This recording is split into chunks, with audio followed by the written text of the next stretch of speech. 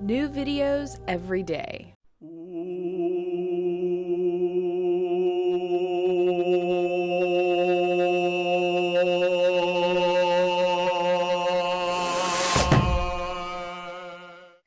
I like to know things.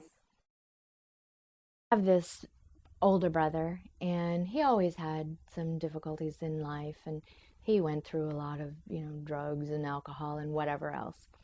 And he's trying to pull his life back together as an adult, and he went to a hypnotist looking for help. And I cannot believe it, but this hypnotist told my brother that he could not be helped, that he was so bad off that he could not be helped. And some people were trying to convince me that, the hypnotist was a good guy, he didn't take your brother's money.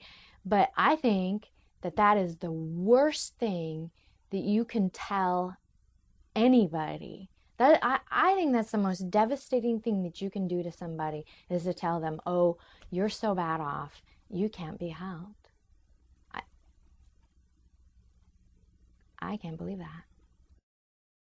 I work with school teachers, and I teach teachers, and I just thought I would ask this question because I was curious.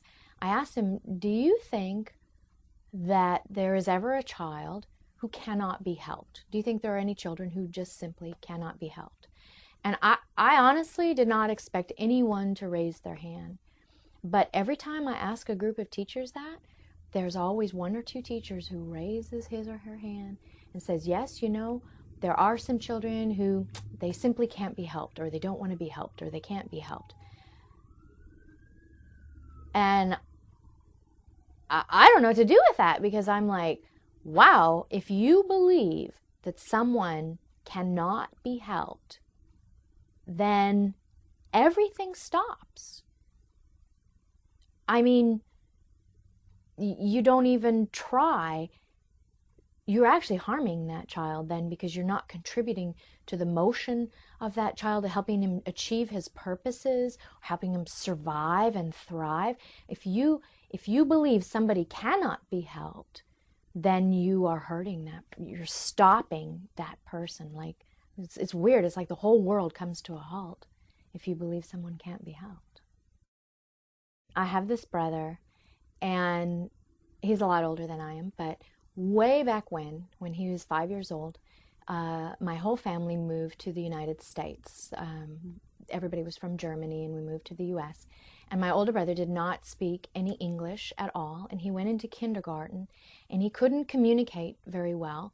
And they tried to teach him reading, and of course, that was hard, because it was a whole different language, and things were confusing.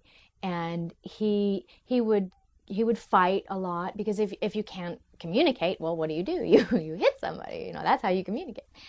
Anyway, the teachers, of course, were upset about him, and they didn't know what to do. And they had this meeting with my mother, who she herself didn't speak very good English at the time.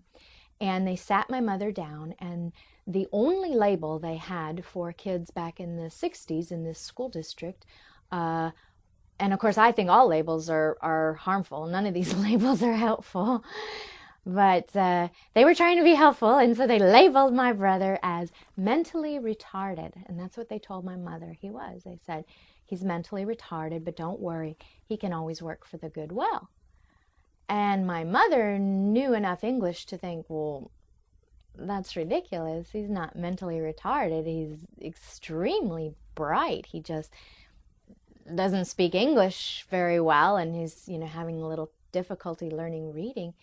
So she went home, and in the newspaper they had phonics cartoons, and she cut them out every single day. And my mother worked with my brother every single day on phonics. And my mother, who never went to college, helped my brother learn how to read. My brother, who is supposedly mentally retarded. And he learned how to read, but he did not enjoy school, and he didn't have a lot of success in school. But when he hit junior high, there was one teacher who discovered that my brother actually is a genius.